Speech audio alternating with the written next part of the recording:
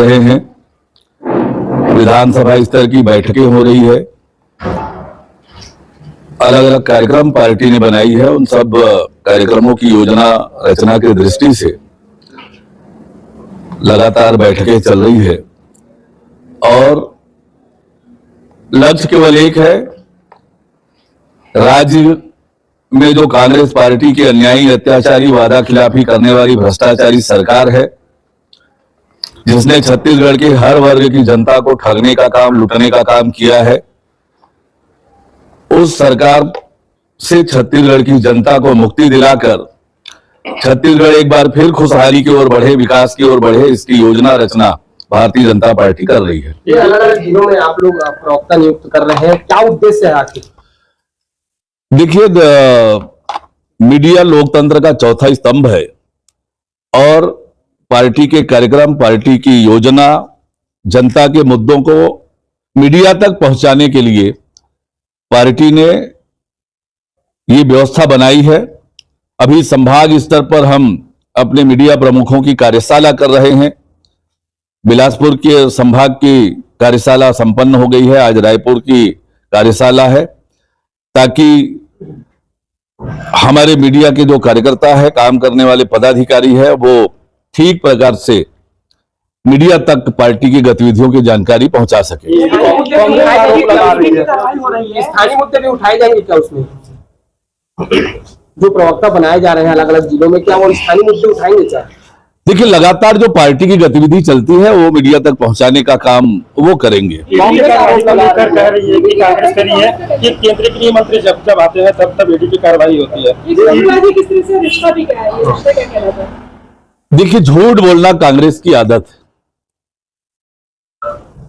ED की कार्रवाइयां कई महीनों से चल रही है छत्तीसगढ़ में, कोयले घोटाले के उजागर करते से लेकर लगातार चल रही है।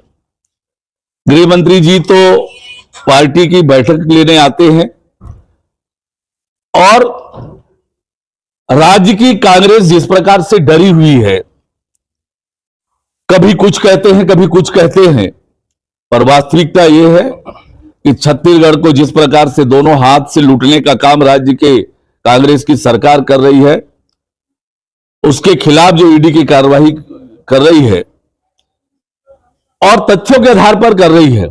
अब तक ईडी ने जितनी गिरफ्तारियां की है, किसी की जमानत नहीं हुई है। और मैं इस बात को फिर से दोहराता हूं कि कोयले में 25 रुपए प्रति टन दलाली की जा रही है, वसूली जा रही है, ये तो आम लोगों को पता था। शराब दुकानों में 2 काउंटर है, ये आम लोगों को पता था। जब आम लोगों को पता है तो ईडी को भी पता चलेगा और ईडी को पता चलेगा तो निश्चित रूप से कार्यवाही करेगी। कांग्रेस ने चुनाव संचालन समिति बना दी है, भाजपा कब तक ये समिति बनाएगी?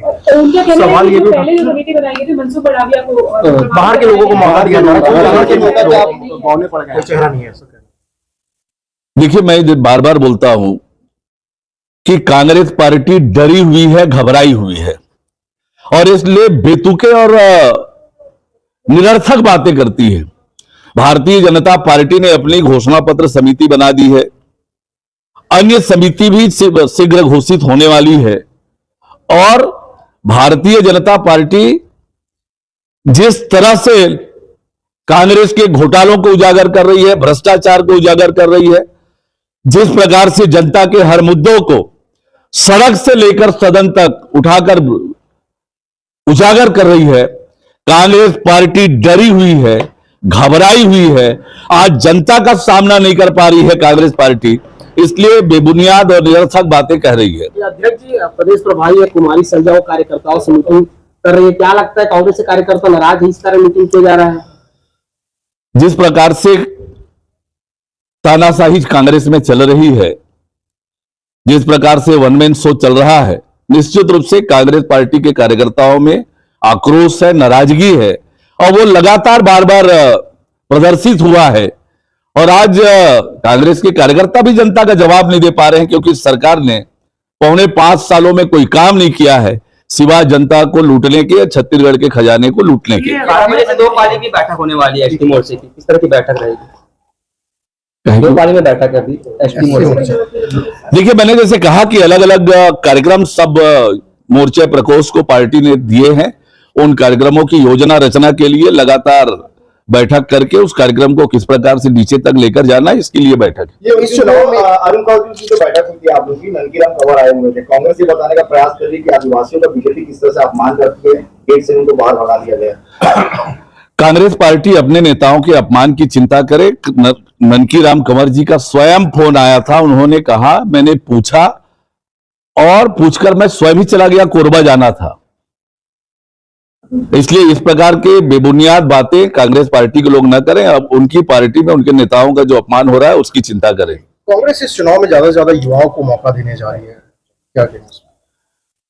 देखिए, आज जिस तरीके से पिछले 4.25 सालों में छत्तीसगढ़ के युवाओं के साथ अन्याय और अत्याचार इस सरकार ने किया है, बीएससी का घोटाला और व्यापम का घोटाला और लगातार भर्तियों के नाम पर जो युवाओं को ठगने का काम हुआ है, आज छत्तीसगढ़ का युवा राज्य की कांग्रेस सरकार से नाराज है, आक्रोशित है और इस सरकार को उखाड़ फेंकने की तैयारी छत्तीसगढ़ के युवा कर रखे हैं।